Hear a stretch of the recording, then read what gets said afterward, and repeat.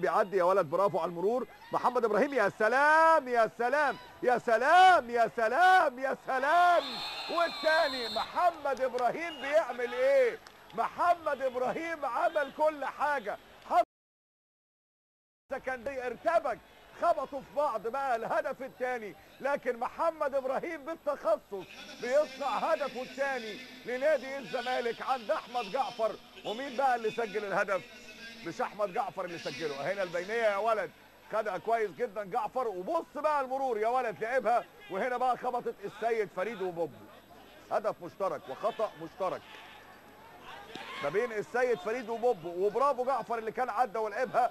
وهنا بقى السيد فريد حاول يطلعها، خبطت في بوبو ودخلت.